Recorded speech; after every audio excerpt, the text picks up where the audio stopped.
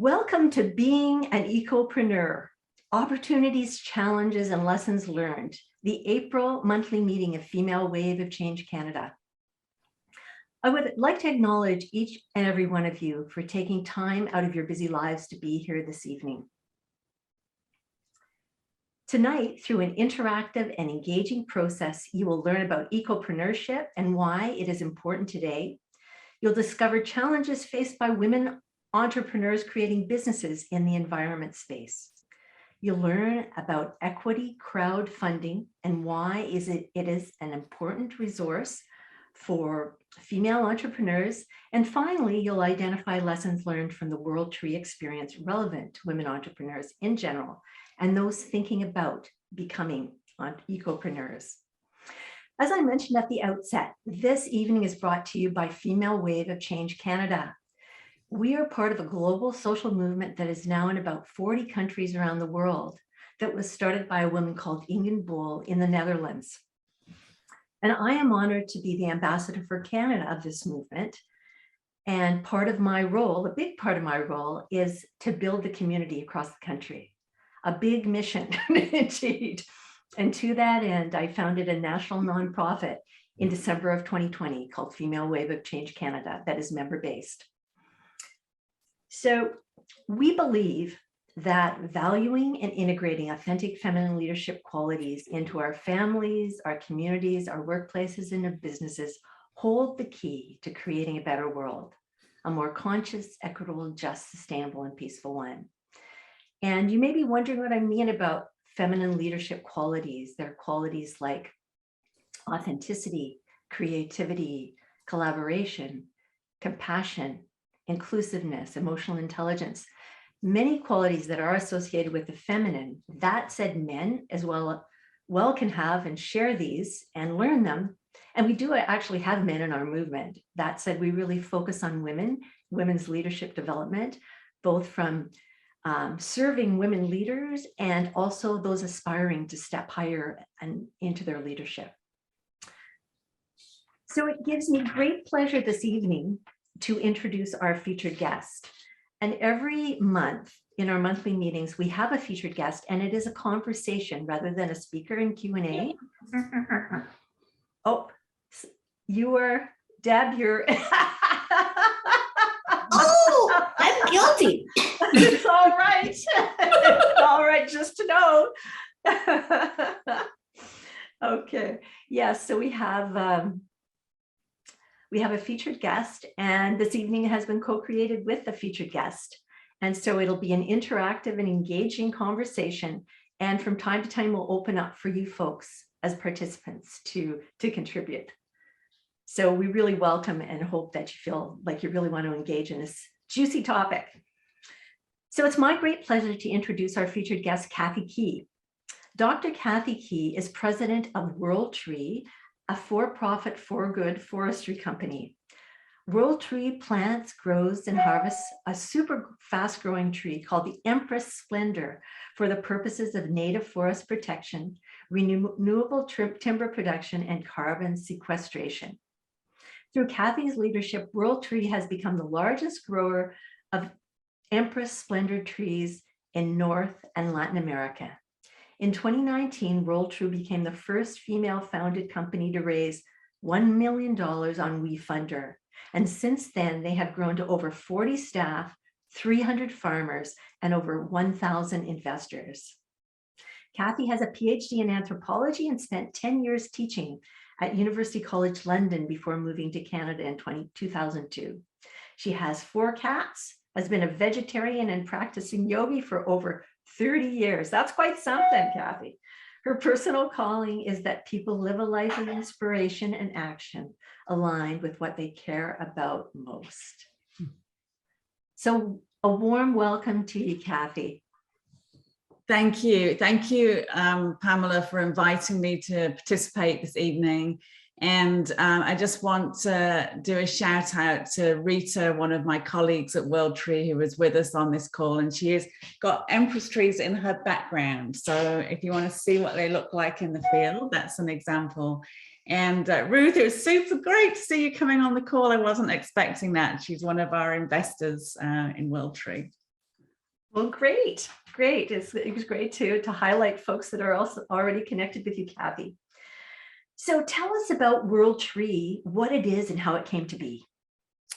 Okay, so World Tree was actually founded by a woman called Wendy Burton, and she literally fell in love with a tree. I mean, just like that's what happened. And it's a very particular tree. It's called the Empress Splendor tree. It has beautiful heart-shaped leaves, and it's really, really, really fast growing. And I have a prop. I like to carry a piece of tree around with me everywhere I go. This is from the Empress tree herself. And I'm just going to hold it up so you can see this next to the size of my head. This is an 8-year-old tree. Wow. It was harvested in Tennessee. And it's so fast growing, you can almost even see the growth rings across the zoom here. And how this tree grows is it has these really large leaves that use a very powerful form of photosynthesis. So that's how trees get in their nutrition, their carbon from the air, fuels the fast growth of the tree, and the carbon gets stored in the wood. And one of the remarkable properties of the Empress tree, because if you're like me, when I first found out about this tree in 2015, I was like, oh, don't cut down the trees. We like the trees, don't cut down the trees. When you cut the tree down, it regrows from its mature root system without having to replant. And so what I love about, one of the things that we love about the Empress tree is around the world, there's a massive demand for hardwoods, in fact, all timbers. Timber supply is decreasing and the demand is set to quadruple over the next 30 years. And so it leaves you with a question of where is all that wood coming from? And, I think everyone on this call, I can see wood in your backgrounds, in your panels, in your doorways, in your floorings, in your furniture, in your settees. It's in the structure of the furniture. So the question is, where's that wood coming from? And that's what we do at World Tree, is we provide this beautiful lumber. And I met Wendy in 2015, and she founded this company, World Tree. At that time, it was 3 women, Wendy, Angela, and Andrea. And the business was really kind of struggling to go anywhere. It had come to this point where it wasn't really growing. Wendy wasn't sure where to take it. And I had a conversation with her along with my partner, Madhu. And inside of that conversation, one of the things that I asked her was, if money was no object, money's no object, you can do anything with this business, World Tree, what would you do? And she said, I would give the trees for free to the farmers. She said, we've got all these farmers, they want to grow the trees, they're land rich, but they're cash poor. I want to support the farmers. I just don't know how I could do that as a business. So we created this business model that we call the Eco Tree program. And really, it's a partnership between World Tree, who we have the expertise in the tree, farmers who grow the tree. So we give the trees to the farmers. They grow the trees on their land using their time and care and their own resources to do that. And this is all funded by our investors. So we create a 3-way partnership between World Tree, our farmers, and our investors. And then in 10 years, we cut the tree for its lumber, we sell it for, hopefully for a profit, and then we share those profits between our investors, farmers, and World Tree. It's an amazing model and so unique. And it's also an incredible illustration of how when you have a big vision and you can step into it and make it happen. Like Wendy's, vision of having the farmers own the own the trees, or have the trees on their lots. They don't really own the trees, I guess, but yes, but to get the her vision was to support the farmers. Yeah, to support the farmers. She wanted to get the trees to the farmers, and it was like, how do we do that? How do we figure out a way to do that? Yes. Yeah.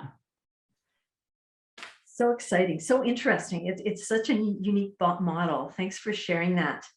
So tell us, ecopreneurship is not a word we hear very often. Tell us a little bit about ecopreneurship, what it is, and why you think it's particularly important today.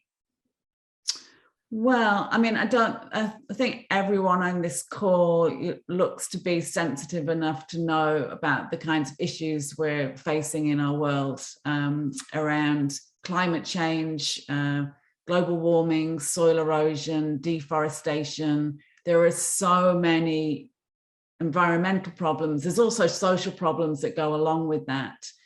And if you look at our example of trees, and you look historically about how we've gone about getting more trees in the ground, you know, often what you'll hear about is tree planting programs. Let's plant 1 billion trees, these charities that are doing tree planting. And I'm not going to knock those, they're great. Anything that gets trees in the ground is a good thing.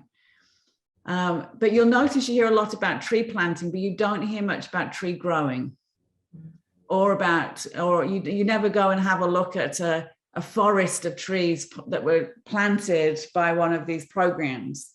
And that's because the focus is on the planting and not on the growing. It really takes something to create mature trees.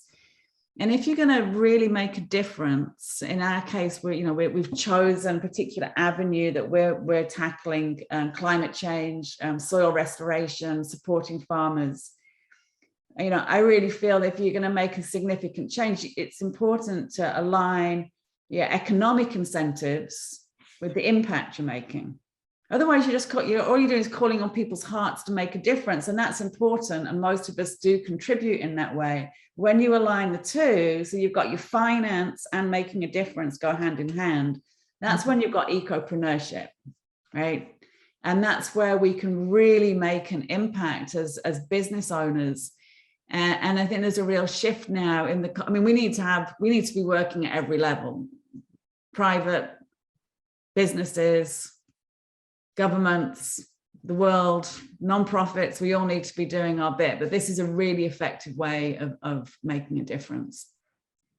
Thank you for that. And I think, it's really an area whose time has come, and there's not enough people in it. But I think since the pandemic, and we've seen how quickly Mother Earth was able to clear her air above China, for example, within 6 weeks, and the dolphins coming back to Venice, we actually can see the power of nature and also the need for us to do something about climate change, and that we really can have a positive impact if we reduce our emissions and we do positive things like plant trees. That's sequester carbon. So thank you for that. So what challenges, because we all have challenges in businesses, what challenges have you and the founder, Wendy, faced as female leaders in building this business? I want to talk to two different areas. One is a very, business focused area. And, women in business are not supported in the same way that men are. Like statistically, you can look at it. 9% of investment goes towards female founded businesses. The money is not going to the women. And you can imagine in Wendy and I's case and Rita's case in forestry is a totally blue, male dominated industry. We're like fish on land. We do not make any sense at all. And so there isn't an automatic listening for us. We would walk into rooms, and Wendy would adore being here. I mean, she would go out. She went into a sort of Dragon's Den style event. It was all men there, men everywhere. But she did what we've taken on as a company, which she was super prepared. She'd done her work, she'd done her thinking, she knew what she wanted to say. She stood up on the stage and she said something that we don't say anymore, because it's a bit cheesy, and two, it breaks numerous securities laws. But she stood up on stage and she said, "Have you heard that money doesn't grow on trees?" And everyone's like standing like their hairs on end. They're listening to her. She won that Dragon's Den style competition. They handed her this I mean, it's such a story, a $3 million check. One of those big checks, you know, fancy checks on stage, like the lottery, big check. And the check bounced. No way. Oh, did she ever get the money? Nuh-uh. Oh my. It was 2 months later that you know, so you can imagine the hurrah and the high, and then the of the. Wow. Wow. I know. And so there's, you know, there's those kinds of stories. And I think, you know, it's one of the things as women, you know, getting taken seriously in business and having people listen and put their money behind you. I'm going to talk shortly about the money side. The other thing that I'd like to talk about, though, as a challenge as a woman, and I know that it doesn't matter what gender you are, you have life challenges, but I think that there are particular life challenges that women have that we feel more maybe than your average woman feels more than your average male. So totally. You know, in my case, I'm 53. Nobody told me about menopause. I mean, I had no idea that it was going to be what it is. It's way harder than I knew. So I'm at an age where aging parents, my dad died 2 years ago. My mom's 77. Many women of my age have either their own personal injuries or health issues that they're dealing with, or health issues with their family members. In my case, my husband was diagnosed with advanced lung cancer 2 years ago, given 6 to 18 months to live. And by the way, his cancer's disappeared. It's gone. Wow. Right? Wow. But my point is, you know, we have, you know, I don't have children, but many women have children, grandchildren, family members. We have this world that we're supporting. Oh, and then we're going to go run a world-changing business at the same time. And, you know, Wendy could share her own personal stories that are different to mine, but her own personal stories. And I bet you every single woman on this call could share their own stories that we probably feel in a particular way being women. So I think that's one of the challenges. And I think it's one of the challenges because we're so busy proving that we can do it as well as the men, if not better, that maybe doesn't get talked about as often, but is, you know, in my experience, is a real particular series of challenges. Appreciate the breadth of your response here, Cathy, and I feel I'd like this. I don't usually put people on the spot, but I'm thinking, Jessica, do you want to share, because you've been in a real male-dominated profession. Do you want to share a little bit about the challenges that you face that may be similar to what Cathy has shared?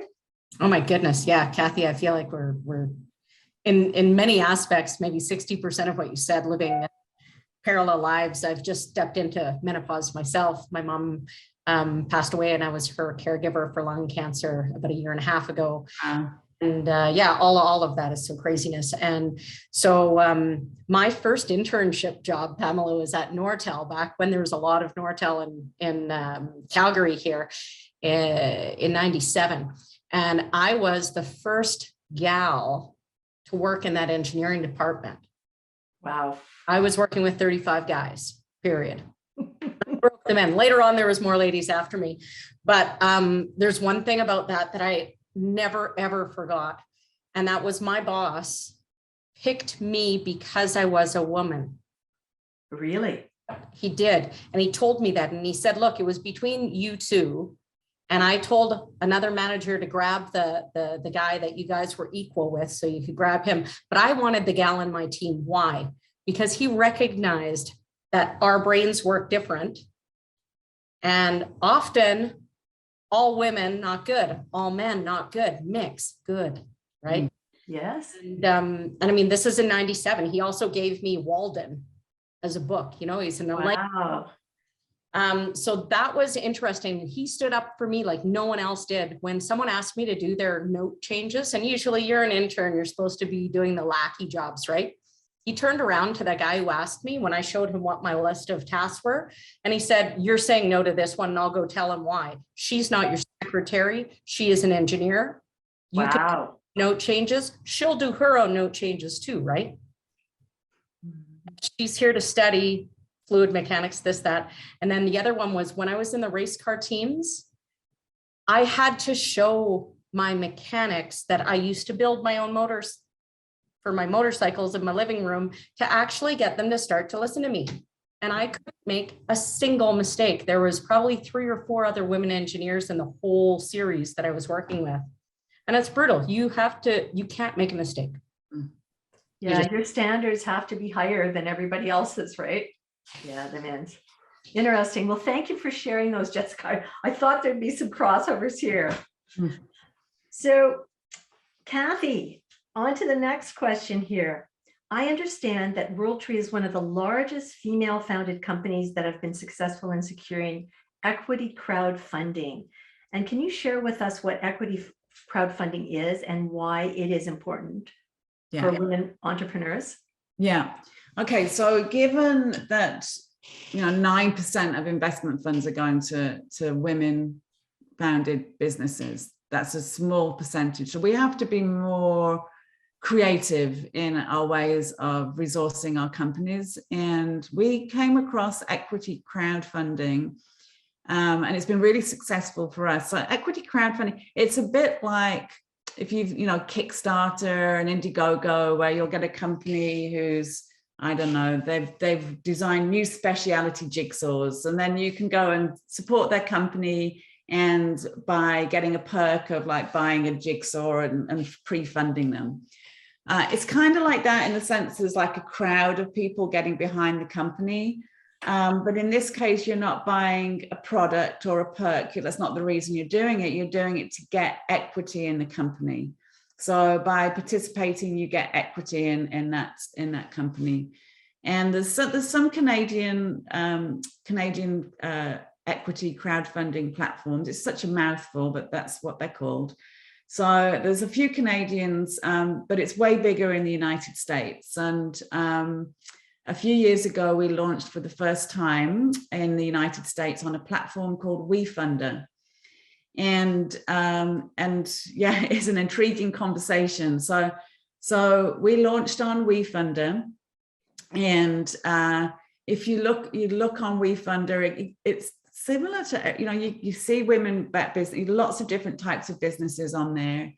And we do a WeFunder campaign now every year, but our first year out, we raised $1 million on WeFunder, which hardly any companies break through the million. And we were, I think the first female founded company anywhere that broke through the $1 million barrier. Yeah. Well, that's pretty impressive for sure. And why do you think it's really important for women entrepreneurs in particular? Well, we need more creative ways of financing. Right. We have raised a little bit of money here and there from angel investors, but it's like, this is a really creative way of calling to your community. And you're speaking to your community, and then instead of trying to find, perhaps what your check size you really need is $100,000. Instead of looking for one person who's going to write a $100,000 check, you actually can collect, you can go down as low as $100. You can just get lots of $100 contributions. And I think it's really important for women to find those new creative ways of bringing funding into their companies. Well, thank you for that. Does anyone have experience to share with a WeFunder or an equity crowdfunding that they'd like to contribute to the discussion? Anybody? You need to, by the way, use the reactions tab, because otherwise, because I have it on speaker view, I can't see you. I'm not sure. Is there anybody? I know it's kind of an unusual area to be in, and it's largely when you're going for large amounts of money. I guess as you said, you can go for smaller amounts, but typically. The first time I ever participated in any kind of crowdfunding, it was actually not my business. It was with a friend who was starting a business called Stream of Consciousness. he needed $40,000 to buy equipment. You know, Astrid, you know, asthma, you know, stream of consciousness. Well, yeah, Jason, that started with a crowdfunding campaign. I was part of his team, and he wanted to raise $40,000 to buy equipment. And that just, I mean, I have to tell you, it sounded like how are we going to do that? But he did it. He was super successful. He got the $40,000. That was, say 2016, and he's now a global name with his company. That's very cool. So Cathy, what advice would you offer a woman who's interested in securing equity crowdfunding?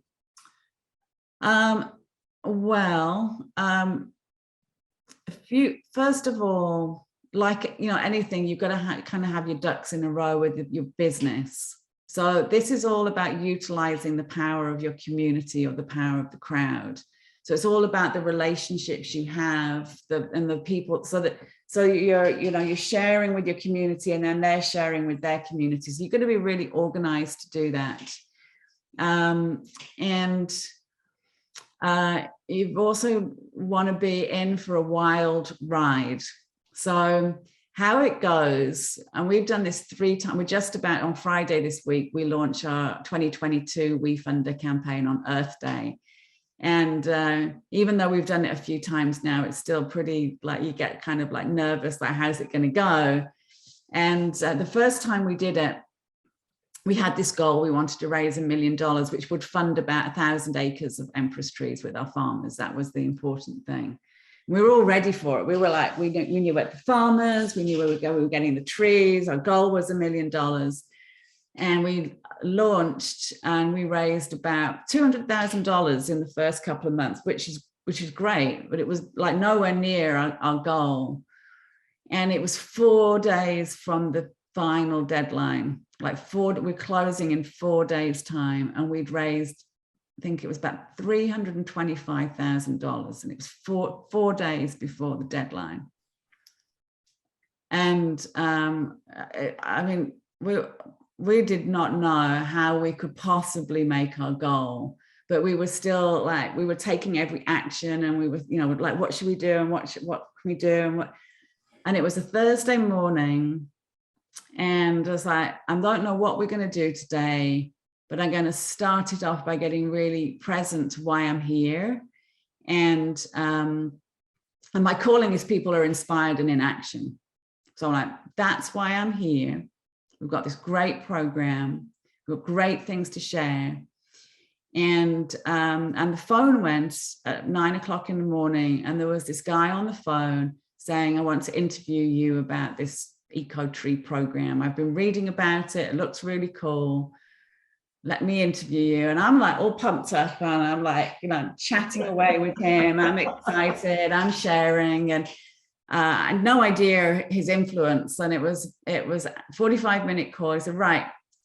He said, I'm going to do something for you. I'm going to share this with my network. Well, his network, we're a whole network of small investors, and the WeFunder, they have this thermometer. It's like you can kind of see your progress, like ding ding, as the money's coming in, and we're watching it, and we've been watching it change. Like up to that point, it was like it would, like, you maybe like could go like 4 days, and there would be like, and then suddenly on this Thursday, it started going do do do do, and we raised the other $700,000 in 4 days to make. Wow. The mark. Yeah, that's a great story. Yeah. So the moral of the story, you got to stay present to why you're doing it, what your calling is, what it's all about. Rita, you've got something you want to add. You were part of that journey. We had a good party that night, as I recall. We did.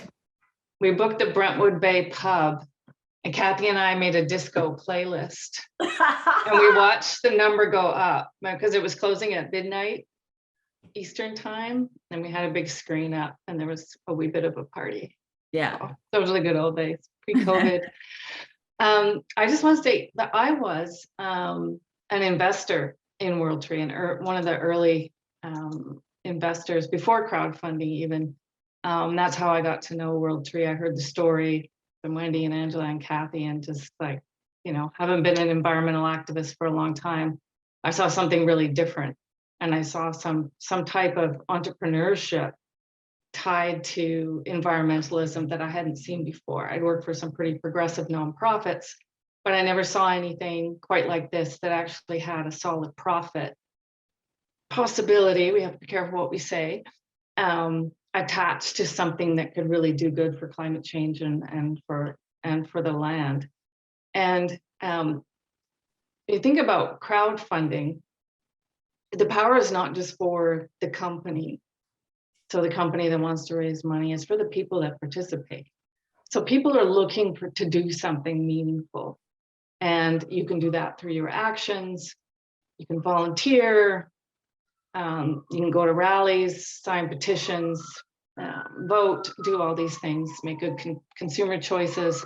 You can donate to charities, or the new thing to do is to think about investing, because the world is full of companies like World Tree that have ideas and solutions. And the consensus amongst the wise ones in the movement is that entrepreneurship, innovators, inventors, engineers, people with ideas on alternative energy and converting plastics to energy and cleaning the oceans, like all this is technology, all this is innovation. It needs money, right? And a lot of us don't have a lot to give, and you can give some to charity, but you don't know where it goes. But if you can invest little amounts, you can go onto a company like WeFunder, it's a platform. There's Front Funder in Canada as well that lists all these companies. And a lot of them, you can buy an equity stake for as low as $100 in some of them. And you can do it for 10 companies if you want. And then you get to be part of the story.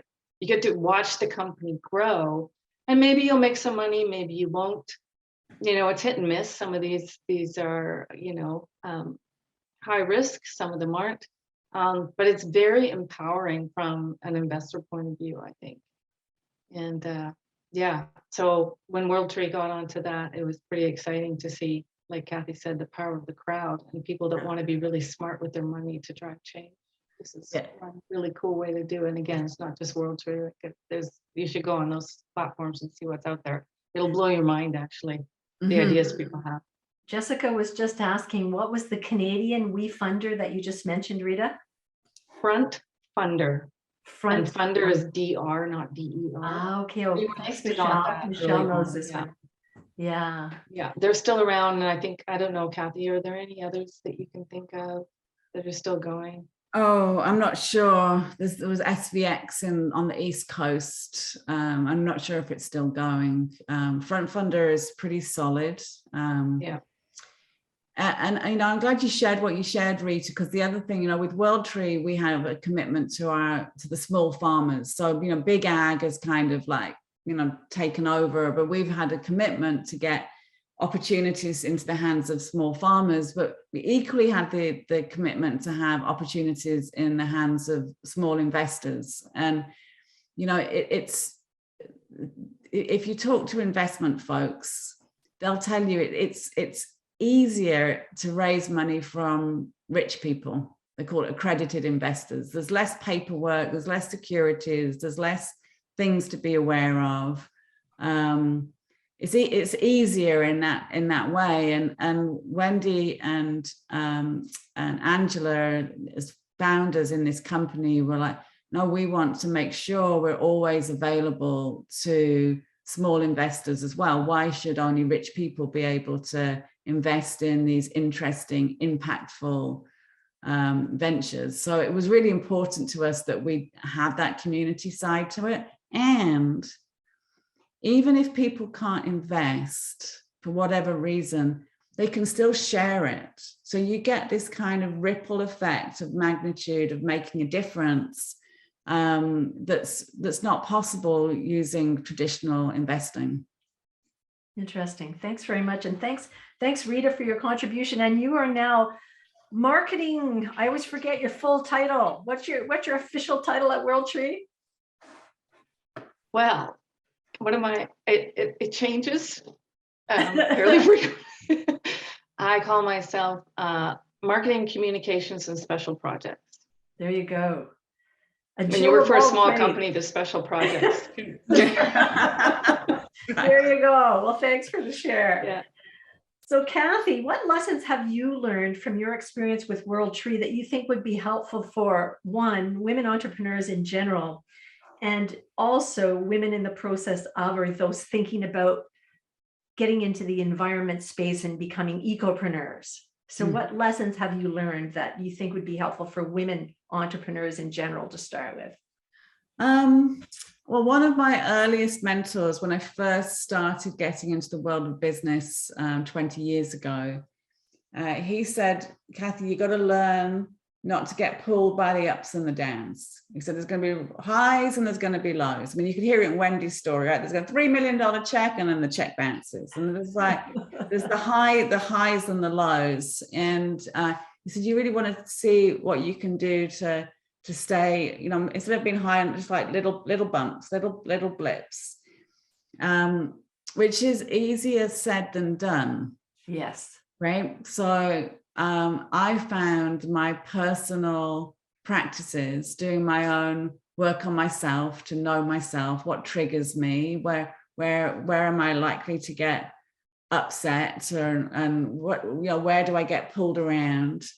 Really understanding myself, and also having the practices in place to you know, to smooth things out. So I rarely miss a day of yoga every day. Yoga is like, you know, after this call will end, I will go upstairs to my room, which is already heating up, and I will do my practice. Yeah, I can see thumbs up there. Yeah, Deborah actually is a yogi, and she teaches yoga and breath work and all sorts. So, and we have a few yogis. I do yoga not as often as you, but I used to do it 4 to 5 times a week. Now I do it about 3 times a week. So I'm with you.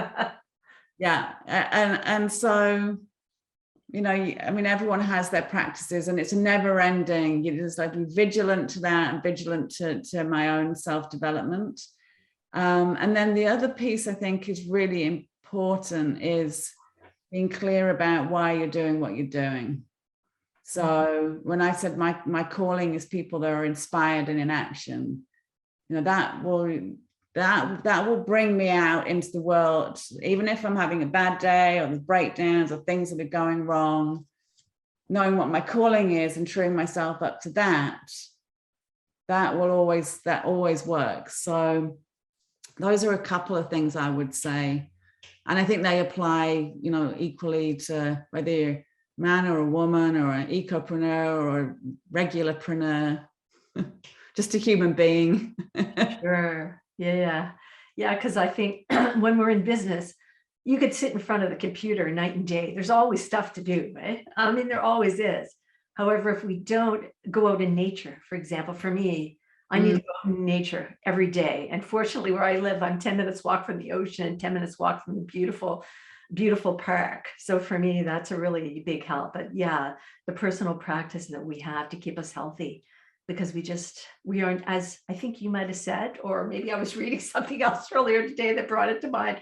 We're not human doings, we're human beings, right? That was Donna. There we go. I knew it was recent. Thank you for bringing that to mind.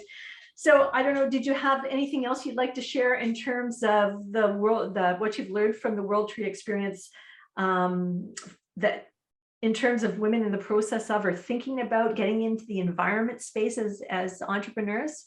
Any thoughts on that?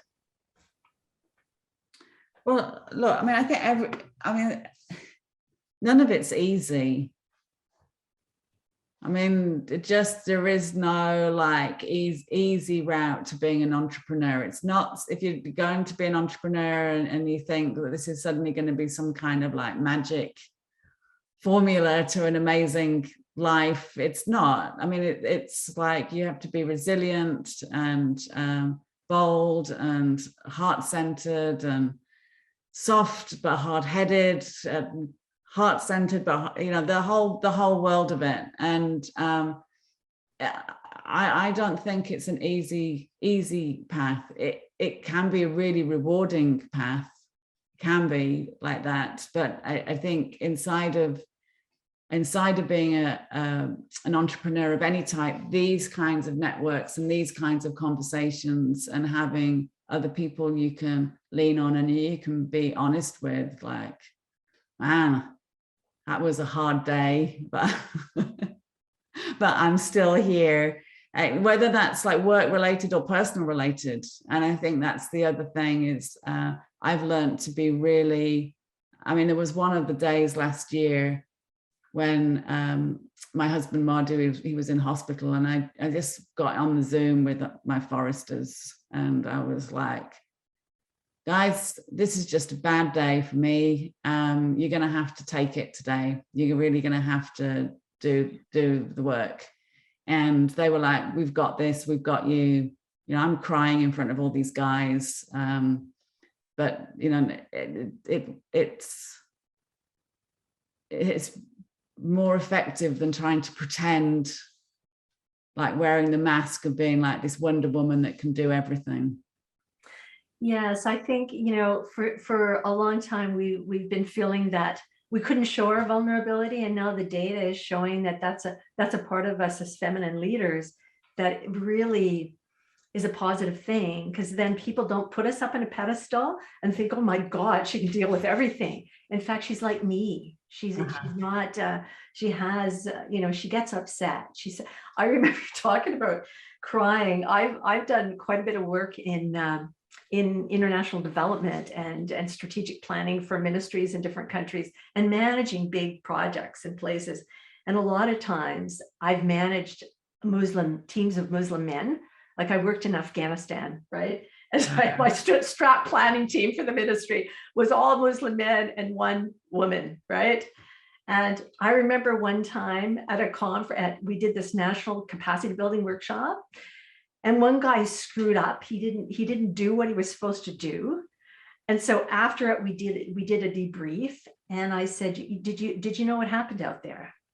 And because of what happened there, it showed badly on all of us. And it probably, we knew what it was supposed to be like. And it's like anything. It's like you're singing a song, you're playing something, whatever, or you're giving a speech, unless it's a major faux pas. A lot of times people don't really know, but you know, right? And so I was just like, I couldn't believe it, because it was such a good day, but that just from his not pulling his weight. So I was talking and I was getting quite emotional, and I started to cry. And these Muslims said, Miss Pamela, what can we do? We just blew them out of the water. They didn't know what to do. Really, they didn't know what to do. And I was feeling bad about it. But, you know, hey, you know, it is what it is. We're human. And I think it's important that we show these emotions. Obviously not at the drop of a hat every time you turn around, but sometimes when you have these tough things going on or things you're upset about, it makes you more human.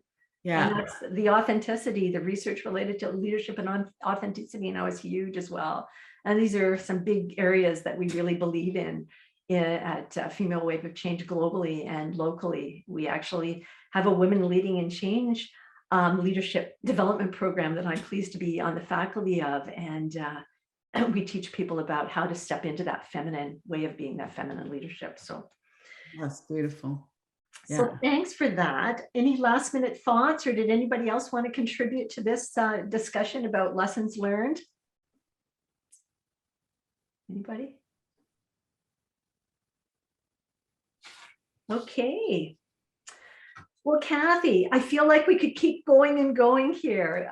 It's really interesting to hear more about the history of World Tree and, you know, all the, you know, some of the challenges you've faced, you and Wendy and the team have faced, but also about, you know, the what should I say, the big wins you've had, like $1 million and going from like 300 to 1 million, you know, is in just 4 days. That's an amazing story. And yeah, and I do want to be clear that the real triumph of that, you know, the money was, you know, it was fun and exciting to see that happen over 4 days, but the triumph of it is we've gone from, you know, 2015, a 3-woman company that was like, we don't know what to do now, to now we're a 40-person company.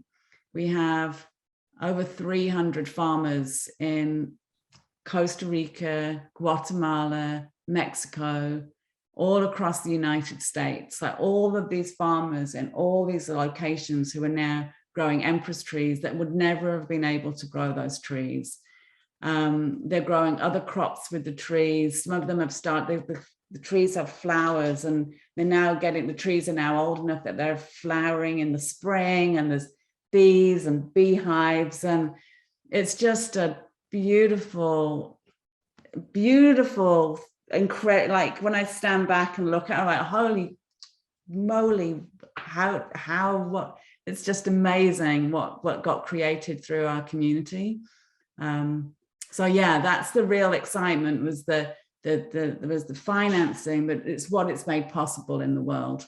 Yes, and kudos to you all. It's amazing the work that you're doing. Oh, Jessica, did you have a question? I do. I'm like, now you've got my attention. Costa Rica. I happen to have 1.2 acres that I haven't started building on yet. We should Rita and her special projects. Anyway, what does that look like when you're talking about foreign countries and you're talking about species that may or may not be native and this and that? I can hear, like, it sounds like such a, I think it's a beautiful thing. I was down in Chile and at a parcel of land where, you know, everything was supporting everything, right? So the corn was used to grow the beans, and the almond trees are there, and then the bees are right next to them to pollinate, and the vineyards and this and that. And, you know, I think that's so, it's so smart. And that's a big part of what I want to create on down in Costa Rica. So what does that look like when you're doing projects in jungle places where maybe they're not as native? Yeah, so good question. And the empress tree is not native to Costa Rica. It's actually, it's an old tree of the United States. It's kind of interesting, like the oldest fossils of the tree date back 40,000 years in the United States. And then it got wiped out in North America and got brought back by the Chinese 200 years ago. And it has, before World Tree, it had been grown in Paraguay and some various other Latin American countries. So we've been, you know, we've been really quite fortunate to be able to grow this program, you know, in a like slow, stepwise fashion over time, and really understand the tree, do research, understand what it likes to grow with, where it likes to grow. It's a very popular permaculture tree. The leaves of the tree have a very high this again, very specific. It has a very high nitrogen content. So the leaves actually take nitrogen out of the air, pull it into the leaves drop to the ground and provide a natural fertilizer to the soil. And the tree has a very deep root system. So what you don't want is, you don't want a tree like when we went to Costa Rica. So we got there 2016. We'd never grown our trees in Costa Rica. We didn't know any Costa Rica. We just basically went around, started chatting with farmers, and we got some really great stories. And we met a wonderful woman called Mariana, who we ended up hiring to run our forestry operations there. Now, the first farm we went to, so we get to this farm, and it's like, you know, there's me with my English accent. None of us apart from Mariana speak Spanish, and we're sitting around this conference table with this coffee farmer, big coffee farm. We're sitting around the table. Mariana's translating everything. We're talking about the tree. Mariana's translating. The guy has a poker face. I'm just like watching him, and he's just like, I cannot tell. Does he think this is good? Is it bad? I don't know what's going on. And then so we're like, so Mariana, what's he saying? What does he think? And he says, come here, I'll show you. He planted eucalyptus all around his farm. Eucalyptus has a very shallow root system, and it competes with its companion plants for nutrition. And the coffee was getting worse and worse quality because of the competition with the tree. And they were literally, that day, they'd got piles of eucalyptus trees that they were cutting down. They were like, we don't know what we're going to grow instead. So we've really learnt about using the Empress tree as a companion plant. The other thing it's turned out to be really fantastic for is an application where you mix trees and cows and sheep. Now, if you go watch there's a really great documentary called Kiss the Ground. And they will tell you there's nothing better you can do for the planet, hardly anything, and start mixing your animals with your crops and your trees. You put those three things together, that's when you start to get real change. And the Empress tree is really, really good for those kind of applications. Great, thanks very much. Well, we could keep going, but our time is about to come to an end here in terms of the formal part with you, Cathy. And I'd just like to thank you on behalf of all of us for coming and sharing your wisdom tonight and your wonderful stories. It's been really exciting, and hopefully you're going to stay with us for the rest.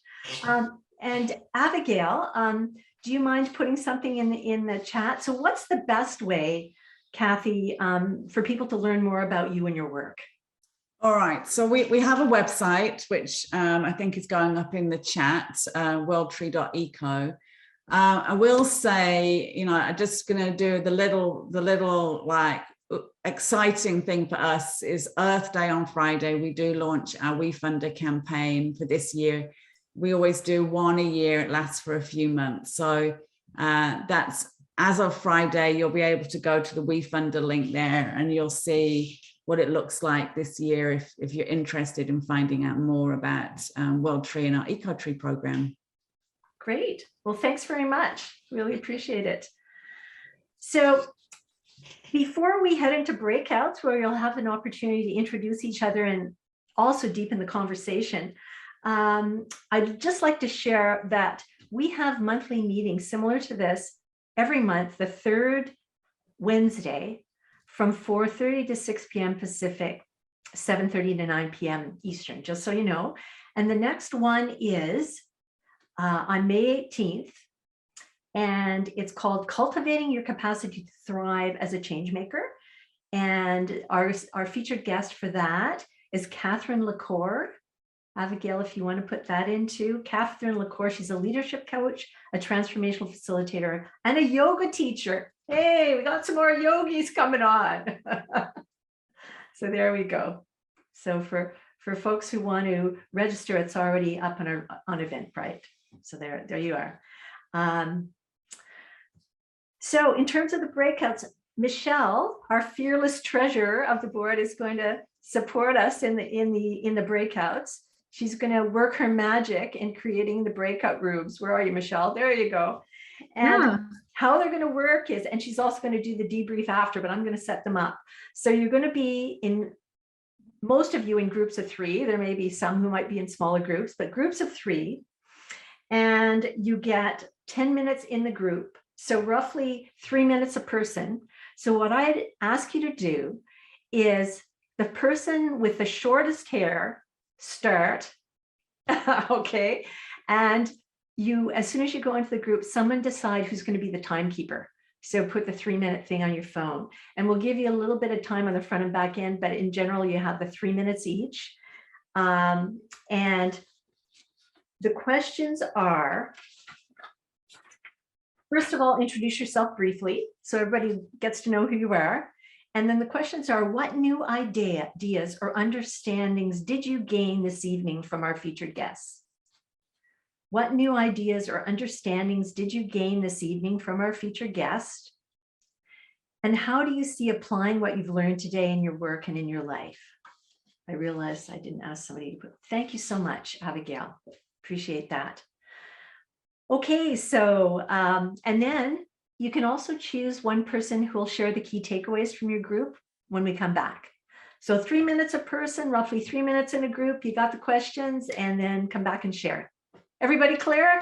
Thumbs up? Everybody good? What we're doing? Okay.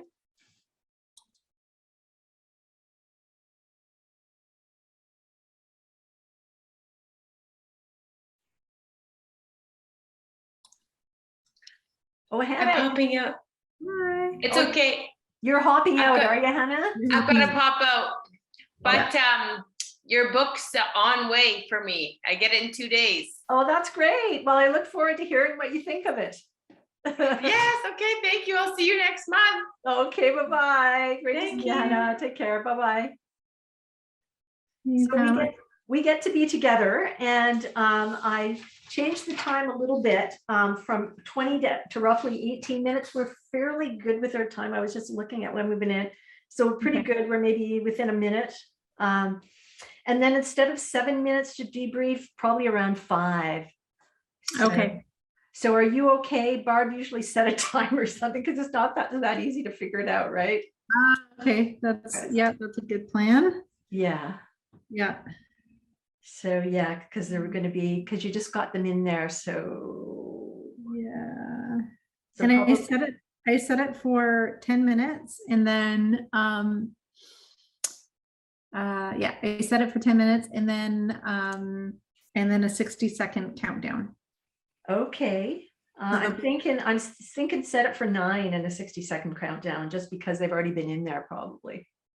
I don't know. Oh, like it's like when I already Oh, got you. You're ahead of me. You're already ahead of me. So what did you, let's answer. Okay, let's answer the questions here. What new ideas or understandings did you gain this evening from our featured guest, Michelle? For me, actually, this is extremely helpful because I'm working with a startup in Victoria, actually. Cool. And and so we're just talking to angel investors right now, and so this is an interesting idea, and I'm just trying to think about how to frame things so that it has like an eco. Yeah. Anyways, it's an interesting concept. So yeah, the crowdfunding, the equity crowdfunding is a really interesting concept. Yeah. Cool. And how do you see applying what you've learned today in your work and in your life? Yeah. And the other thing that I thought was really, sorry, that just came to mind was just the Empress tree. So I feel like I'm compelled to kind of research it a little bit more, and I'm very curious about it. It sounds like an amazing tree. So just related to the environmental impact. And also the connection between livestock as well as the earth, as well as crops. So that's kind of an interesting concept too. And then how I'm going to apply it is I'm going to research a couple of the crowdfunding platforms, and then use it in my business practice, actually. So I'm going to educate myself on those things, and then that might be a really good solution for some of my clients. Cool. That's great that you got so much out of it. What new ideas or understandings did I gain? Well, I knew a little bit about World Tree, but I didn't realize how much they'd grown only since 2015. That was pretty remarkable. From 3 people to 40 and 300, and like in different countries. That's pretty remarkable. And it's very evident that they're very relationship based. And when they're working with the farmers and such, right? And the special relationship that they would have with the farmers, and how really it sounds like they're also asking the farmers what will work or what they'd like to try, which is like a really interesting model. I truly believe that the people closest to a situation always have the best solutions. And we don't always in corporate, for example, or in organizations, we don't necessarily use that knowledge very well. We tend to keep it in the room in the senior management place and pitch it down, rather than saying, hey, you guys, even though you're not down there really, you kind of, what do you think? You deal with this every day. What are some solutions, right? So I thought that was interesting. Yeah, the way the relationships they have with the farmers and how they're working. How do I see applying what I've learned today in my life and in my work? Well, I think, some of the stuff that Cathy said about,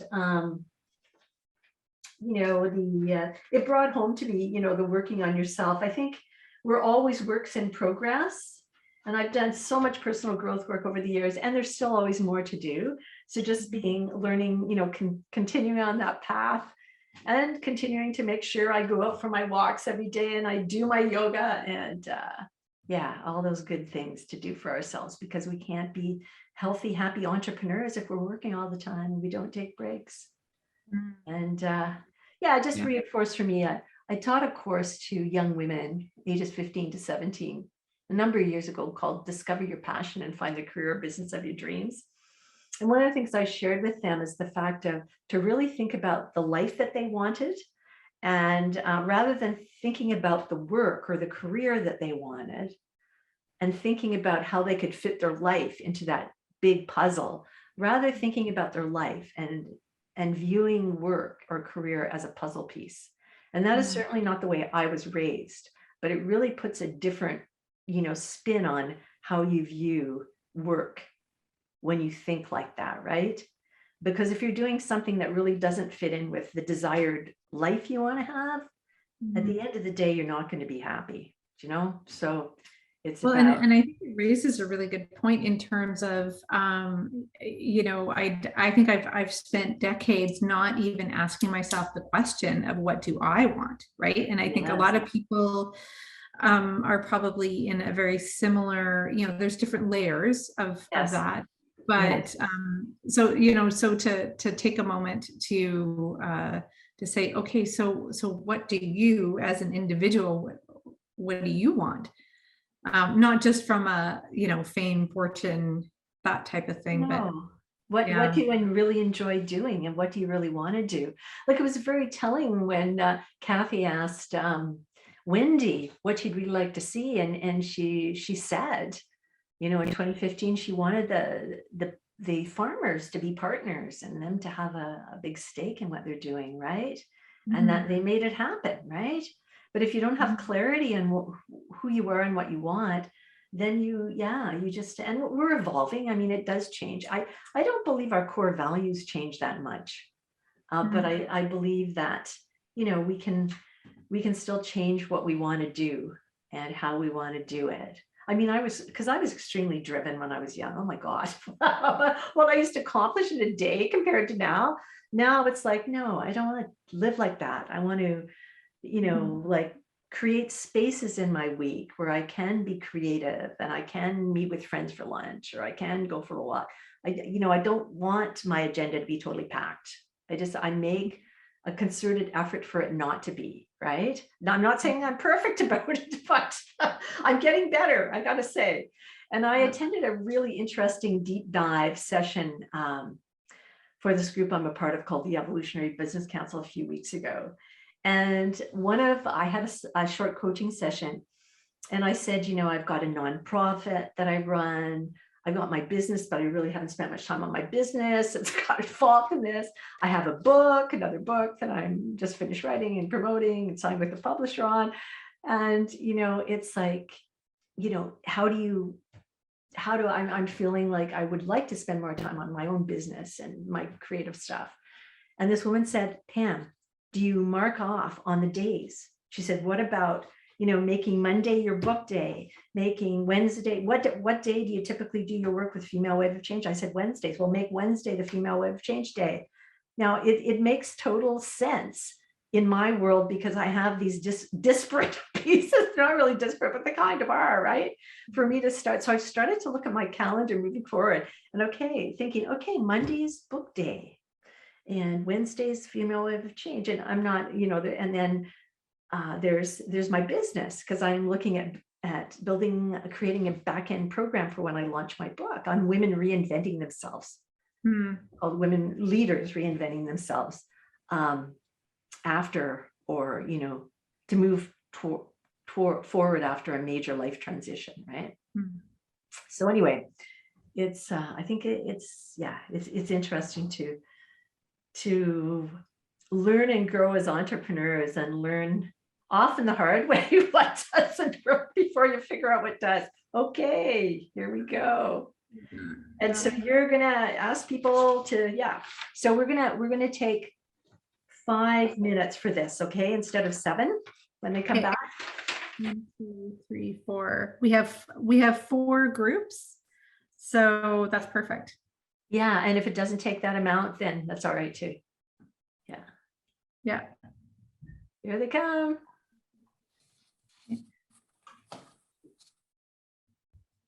I wasn't sure whether we were supposed to leave when the little pop-up, or sometimes I stay until the 60 seconds after the pop-up. And then you get reassigned to the big room. Yeah. Yeah. Yeah, technology. Oh my God, Pamela, this was so well placed for me to come to this. Thank you, thank you, thank Oh, you. you're welcome. You're welcome. Great to reconnect with you as well, Jennifer. It's been a couple of years. Yes, I've been How's the underground. timing?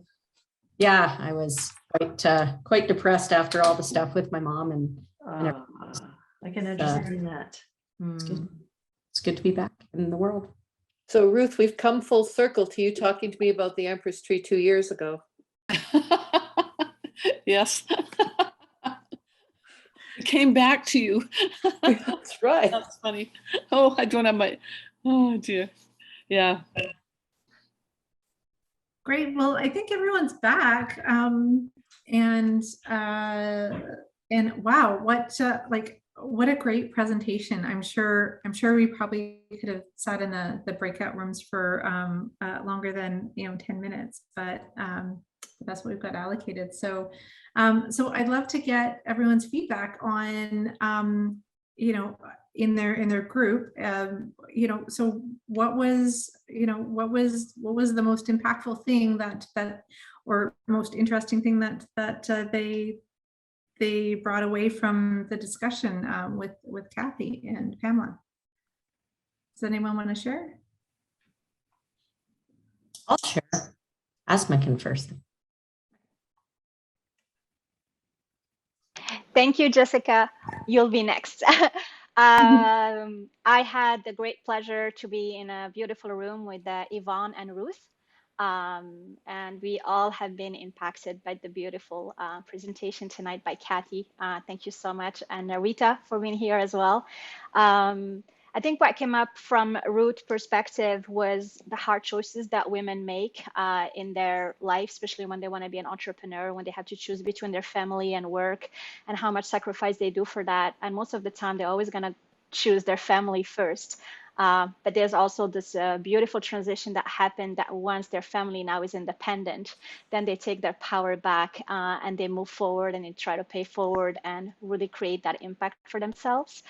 And Yvonne just shared the story of her incredible son, who created like Operation Smile, and he already supported 5 different kids, and he already has special needs himself, and he still went and did it, and it was just like such an inspiration.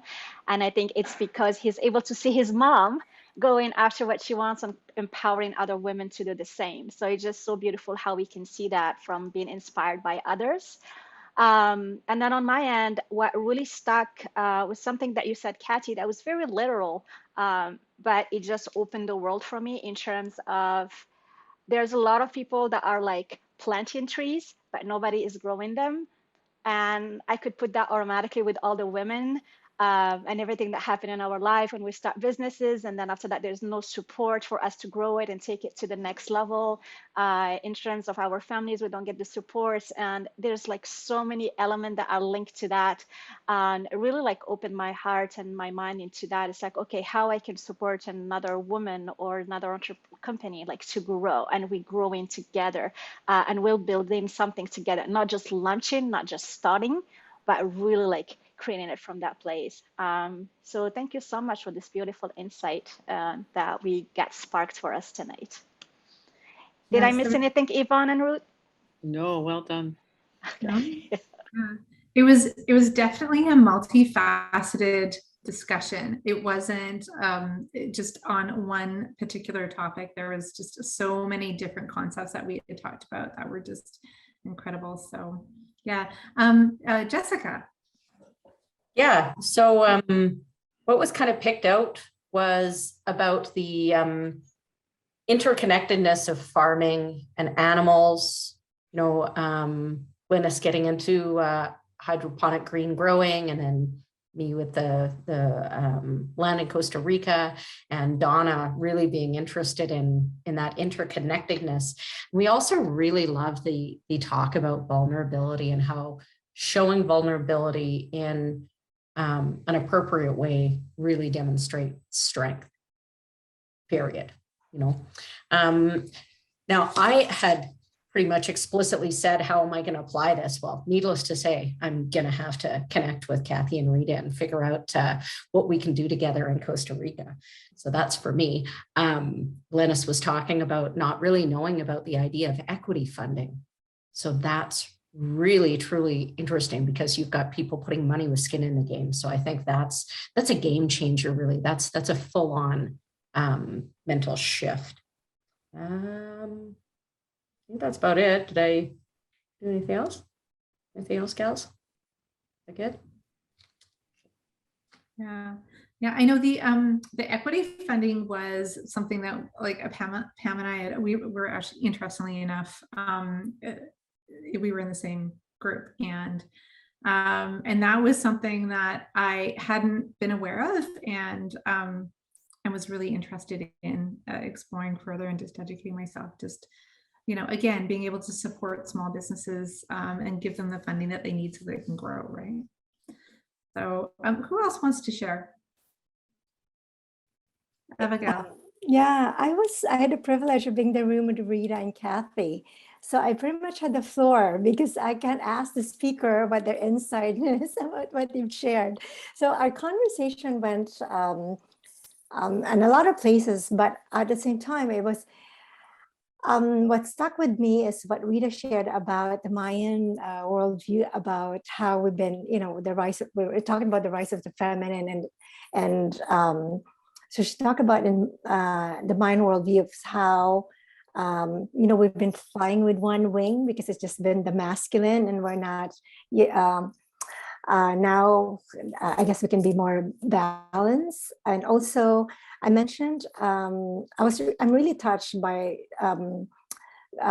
Cathy's work and her organization's work, and how they empower the farmers, and how we consider the local situation as well. And I was not as poetic as Asma. I really read it at the first level, you know, like growing trees. You know, everyone plants trees and they don't grow trees, but I think that's beautiful, Asma. But yeah, and another thought is that crowdfunding really is feminine. That it's another, for me, I didn't think about that. But yeah, it is. Rita brought that up. Like, crowdfunding is feminine. It's about spirit collaboration and putting each other's resources and supporting each other's initiatives. So I thought that was really wonderful. So I was just too excited to be in the room with Rita and Cathy, and I think I was talking a lot and revealing a lot. I went back to my childhood even. Did Rita or Cathy? Cathy, do you want to add anything? I enjoyed the presence of the divine feminine in our conversation. You just, Evangeline, you bring that wherever you go, and it was so present in our conversation. That was a huge contribution to me. It was great to hear your story. Glad you're on our side. All of you powerful women. You can feel it. Yeah, well, and you know that the best conversations always end up landing at you know, those childhood stories, right? So that's like our origin story. So right, that's wonderful. Has everyone shared? I feel like there's another group. Yes, Catherine's nodding. Would you like to share your group discussion, Catherine? Yes, which is fortunate because I was named secretary, so I'll do my best here. So I just want to start off. Jen had found a lot of things in common with respect to the type of work that she was doing at the television and film industry in Vancouver with respect to setting up strategic alliances and the development work that's usually involved. Great to see new methods of venture creation, as equity crowdfunding is a bit new for me too, but very, very interested to see. And the model of using a sustainable means of forestry is really exciting. I'm from British Columbia, as are several of you here, so I kind of understand like what's going on with forestry, and it's so interesting to see a type of forestry that doesn't involve replanting. It can actually be created from the mature roots. So she had also thought that there would be a couple people that would really be interested in having this shared with them. One of them is on the board with Van City, and another one is working in finance in Victoria. So perhaps there could be a tie-in there. Do you want me to do like a little pause after each person, or do you want me to just kind of keep going? We don't have a lot of time left. Okay, all right. That's what I was kind of wondering. Okay, all right. So Deb, Deborah's from Victoria. She's a yoga teacher, and the exuberance that she gets from her own students is something that certainly pops up here. And the idea of having a cause and something that's making a difference, that is sustainable and collaborative, is really, really important. And the idea of sharing this with people who enjoy being connected and understand a connection with nature. Thanks so much. You're welcome. Thank you, Catherine. I'm going to hand it over back to Pam. Okay, and I'm going to ask Abigail, our vice chair, to post a survey, a feedback survey in the chat, and I would ask you to hold off, like put it in a separate window or a separate browser and hold off filling it in, but we'd really like your feedback about today. So just so you know. So now I'd like to introduce Rita from Holt, who you already heard speaking about World Tree. And she's going to share our Mother Earth Ambassador project and offer you an invitation. This is a project that a group of us members, Female Wave of Change Canada members, co-created. And we're now at a stage where we're looking for partnerships and also some support. Rita. Okay, thanks, Pam. I'm going to share my screen here. Always hopeful that I get the right one. Okay. Now,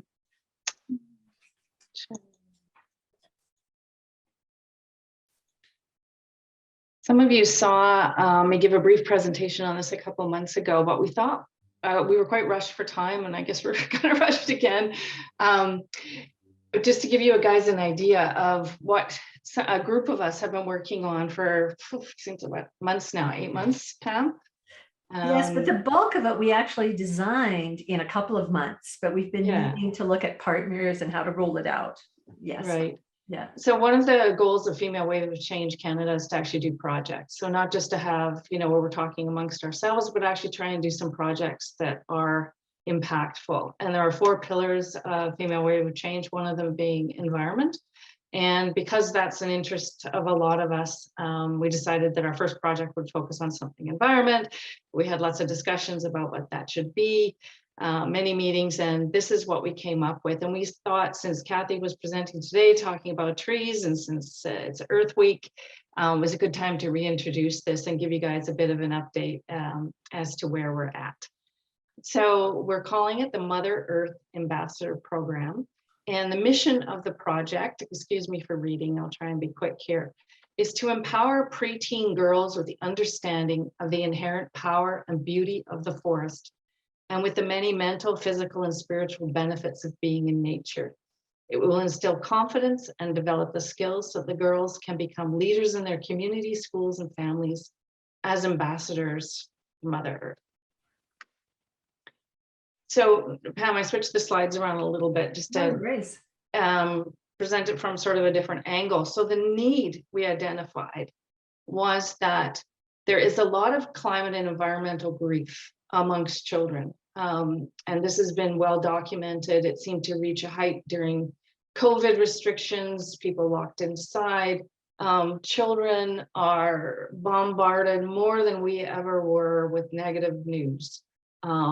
There are mental health issues identified all the time now around climate grief and environmental grief, and you see lots of children rising up trying to do something, the Gretas of the world, that sorts of things. And we saw that there's overwhelming evidence, and we have lots of documentation that we looked at, that spending time in forest actually inspires people. It's good for physical and mental well-being. The other thing that fits into this is that we saw that we're lacking rites of passage, ceremonies, and acknowledgement of girls transitioning into womanhood. In lots of cultures, Aboriginal, Indigenous cultures, they do celebrate that. There's some, European cultures that used to do something like that. We don't anymore. But there's a huge transition time, that preteen 9 to 12-year-old time where girls are transitioning. One of the biggest transitions of their life, next to menopause, as most of us know on this call. The other thing we looked at was mother trees can provide important, powerful symbols of feminine leadership for girls. Now, the why, getting a little bit deeper, why would we do this? We know, as we talked about in our breakout, I know in my breakout room, feminine leadership styles will be the driving force behind the kinds of social, political, and environmental change we need going forward. It is critical to support girls in this age group as they are the leaders of tomorrow. Lots of research showing that what girls are exposed to during that age group can have a really huge influence on them going forward. And it's an ideal time to develop leadership skills. In our research, there's no outdoor educational programs that we could find specifically targeted at girls in this age group. And none specifically emphasize the feminine power of trees and nature. So we think we came up with something quite unique. Now the project details, I'm sorry I'm rushing, and you can ask me questions at the end. Basically, it's an experiential outdoor leadership program for girls 9 to 12 years old. It will combine elements of scientific inquiry, storytelling, traditional indigenous knowledge, and leadership skills. What we're working with right now is a project plan that takes place over 8 days, 2 full weekends, 2 full days of follow-up outside of regular school time. So it's something that they would do. We've identified times of the year that would be best to do this. And this structure may change as we go forward, but this is our current project plan. And we want to begin with a pilot in early 2023. And it will be led by an experienced facilitator. We've had conversations with one potential person who may work with us. We'll develop the curriculum, a facilitator's guide, and evaluate the pilot. And we are seeking project partners to deliver the program going forward. So obviously, Female Wave of Change is not in a position to run this program on an ongoing basis, but we want to develop the whole package and then give it to someone like a Girl Guides or something equivalent to actually deliver the project going forward and have it hopefully run for years and evolve as different people get involved. And we run it numerous times. So what we have today is an ask. And so we were talking about crowdfunding. So this is almost our little version of crowdfunding. We have a budget of $20,000, and that includes developing the curriculum, paying for the facilitator, and running the pilot program. We can show you the full budget if you like. If this is something you would like to support, you can make a donation directly through the Female Wave of Change Canada website. There is a donate button at the top of the page, and it can be from you or your company. Any contribution is greatly appreciated. As you know, we don't have a lot of money. Female Wave of Change raises money just through memberships. We don't have any other way to raise money other than through donations and contributions. So yeah, Pam, is there anything else you'd like to ask about? Just add to that? Just to say that Abigail has just put the information. It's an actual the actual link in the chat if people want to look further and want to donate. We're really excited about this project. And the cool thing is, as Rita said, we co-created it. And my vision is for us to do other projects and initiatives in the other pillar areas as we move forward, because we're really action oriented. We're just not theoretical. We really want to make things happen and make a positive difference in the world. So if you're interested in exploring this further, we don't have a lot of time for questions now, but feel free to get in touch with myself or Rita about that.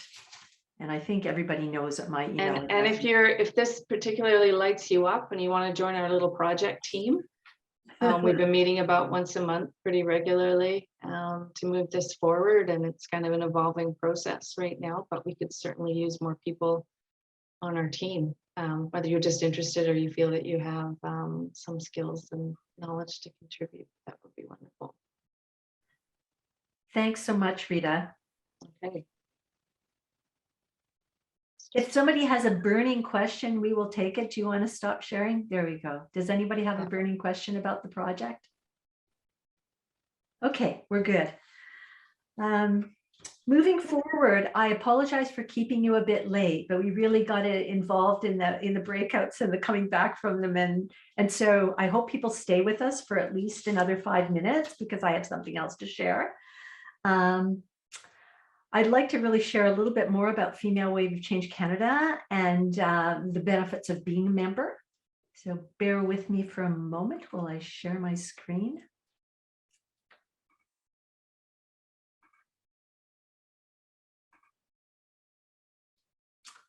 So we have a document called Reshaping the Future and Accelerating Change for a Better World. And we are a diverse and welcoming community of women committed to strengthening feminine leadership and leading change toward a better world. We're part of that global social movement I mentioned before at femalewaveofchange.com that's now in almost 40 countries. Our core values are central to who we are, and they're on our website at femalewaveofchangecanada.com. And they include authentic feminine leadership, partnership and collaboration, gender equality, embracing diversity, and interconnectedness and sustainability, which obviously fits really well into tonight's topic and also our Mother Earth Ambassador program. We've recently launched a new member benefit called the Collective Wisdom Circle, and it's an opportunity for a maximum of 10 members to meet for about an hour and a half every month and share their wisdom and learn from each other in community in a very safe space. And the topic that we were working on in this pilot or discussing is dealing with change and uncertainty personally and professionally. Now, so just to summarize the benefits of membership, they include connecting with a global community of women from diverse backgrounds and cultures, because we're linked. The women at the international level, as well as across Canada that are members, are amazing. We have mining engineers from Namibia, artificial intelligence experts, people from radio and TV, teachers, coaches, incredibly diverse women from all different walks of life. You get the opportunity to contribute to impactful events and projects, experience firsthand the power of collaborative partnerships, enjoy leadership development and mentoring, showcase your expertise at a monthly meeting or event. We like to showcase our members as well, recommend like-minded speakers for monthly meetings or events, apply to speak on regional and global stages. We have an annual, it has been for the last couple of years, it's been a virtual international conference, and we were invited in Female Wave of Change Canada. We had a 30-minute presentation, which was quite exciting at the one in September that we had, and received member pricing on events, courses, and more. Right now, we're all, as you saw tonight, we're offering our monthly meetings with featured guests for free. In time, we will charge for them. And if you're a member, that it will be a member benefit, so you won't pay. So our annual membership is $100 because we wanted to make it accessible. So that's what it is. And as Rita mentioned, we do not get any money from the parent. So we depend on our memberships, donations, and sponsorships, and we're starting to look at other business revenue generating models as well. So a couple testimonials, I'll be quick. I've gained connection, clarity, and inspiration from being a member of Female Wave of Change Canada. I find the meetings are always inspirational, and part of that is the connection with women with a similar mindset and a similar mission. One of my primary reasons for joining Female Wave of Change Canada is because it's so action-oriented. I worked on the environment project, which has been a really interesting process because it's been organic. I've enjoyed connecting with other women around that and creating it from the ground up. Okay, so that's Lorraine card. And I'm just going to skip across because of our time. So if you want to help us shape the future of Female Wave of Change Canada, because we're really only about a year old, consider joining us now at Female Wave of Change Canada. So before we go here, I'm going to stop sharing actually. Does anybody have any questions about membership while we're here before I close? No. Pretty clear. Okay, well, everybody, thank you for staying for a couple of extra minutes. Really appreciated you all being here and your active participation. There's so much, we always find at these meetings, there's so much learning, not only from our featured guests, but also from ourselves as women. So thank you again, Cathy. You've been an awesome guest. We learned so much from you. And thank you all the new folks as well as the members who joined us this evening. Look forward to hopefully seeing you on the third Wednesday of May. And I will quickly share my screen again for that last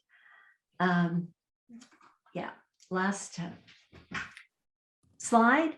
So again, cultivating your capacity to thrive as a change maker with featured guest Catherine LaCour, leadership team coach and president of Catherine LaCour Coaching and White Raven Collective, Wednesday the 18th. Same time, same station. Hope to see you there. Bye-bye, everybody. Thank you. Thank you so much. Take good care. Bye. Good night.